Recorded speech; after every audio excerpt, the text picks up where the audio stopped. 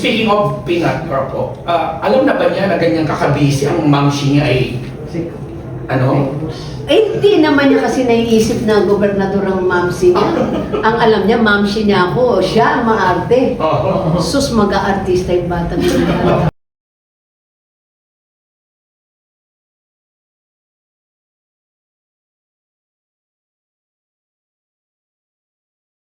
I swear. Pero alam ko kasi, kahit hindi kami nagkikita lately when I'm busy, walang araw naman na hindi nalalagpas na hindi kami nakakall. Lagi, Ma'am Sisi, Flying Kids, so I bought you toys, ganyan, ganyan, ganyan. So, tuloy pa rin, pero dalagitan na. Sabi mo nga, sundan na nila kasi sayang, ganda ng lahi. Di ba? Ate, yung ikialam na ko ng konti. Yeah, Morley. Kung sino lang ni Raya. Yan na. Bakit hindi siya ang tanungin mo? Alam mo salita eh. Alam mo yung batang yun, ano yun? Hindi, inspired sa trabaho. Pero sabi ko nga, once you're there, anak, marami kang makikilala. Sabi ko, enjoy mo lang. Yun lang, hanggang doon lang. Ayoko na, let him talk. Gusto mo ba tayo at hindi ay Governor Bill? I'm sorry? Gusto niyo po ba Governor Bill? Politician din mapangasawa niyo. Julie! Ano naman ang pakaalam ko dyan? Julie, ang importante, Julie, eh yung mahal niya. Yeah. Di ba? At yung gusto ko. Just kidding. Basta importante yung mahal. Sa'yo ng mga tips, advice, Congressman Ryan sa ginagawa sa Congress ngayon. Yeah. Minsan inaabot kaming 3 o'clock in the morning. Ini-explain ko ano ang tupad. Ini-explain ko kung paano gumawa ng bill. Paano humarap sa isang committee hearing. Yeah, inaabot kami 3 a.m. That's part of his learning. That's what I'm trying to say. Every day is a learning process. Ma'am, ano yung tupad? Hindi niya alam eh. Ma'am, ano? And I started like that. But ako, I took a crash course kasi sa UP, di ba? I took a crash course ng public ad. So, kahit papano ay napag-aralan ko ang local government. Yun naman ang sinishare ko sa kanya. With me and then with his dad, with all his experiences, kaya-kaya na ni Ryan. Hindi siya nag-pressure. No, he's enjoying it. Kung siya ang youngest congressman ba? Isa sa mga... Hindi naman siya naging Benjamin eh, no? May balita ba kayo kung sino naging Benjamin the last time?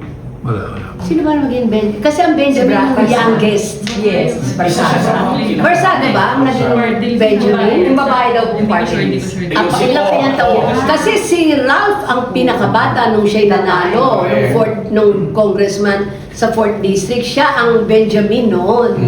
He was 27 years old.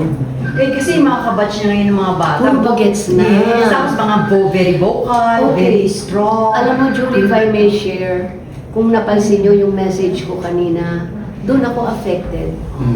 Hindi ba kayo natatakot sa nangyayari? Yes. A 14 and 15-year-old kaya nang pumatay at pumarel? Very alarming. A grade 4 students nagsusuicide? Saan ang gagaling to? Wala na tayong moral values. Hindi ba kayo natatakot? Lahat. Sa nangyayari. Lahat. I mean, sa mga anak, sa mga kabataan, madali lang sabihin, gusto mong patayin kita? Ganun ba kadali yun? Ngayon? Hindi, that's why I'm so scared sa nangyayari sa social media because of yung mga games na nakikita, hindi naman makontrol. Wala pa naman tayong sensor sa site sa social media. Cyber yung issue, yung issue, but hindi talagang tutok na talagang ise-censor ka talaga. Diyos ko, a 1-year-old boy or girl, anong hawak? Cellphone. Mga bata, hindi makakain ang walang cellphone sa harapan. That's very alarming. That's very alarming. In connection with that, may mga pinapasang mga suggestion ng mga doon na ibaba yung age. Yeah. Anong point of view mo po dyan? I'd rather not comment on that. May kanya-kanya silang dahilan di ba? Batas ito ni Pangilinan. Yes, And may mga nagsasuggest because of what happened sa Tacloban, gusto mas ibaba pa. Mahirap ako mag-comment because I don't like what's happening with our children now, because I think because of social media, ang lakas talaga ng epekto sa bata. But, naniniwala pa rin din ako sa may pag-asa pa rin eh. You get me? Isang tao gano'ng kasama, may pag-asa. I don't know where to put myself, to be honest. To be honest. Na ano ko. Pero yung concern ko yung mga bata. Wake up. But you see, at the end of the day, if I may share with you, this is very important. You cannot just blame the children. You cannot just blame the social media. Kasi you cannot just blame the school.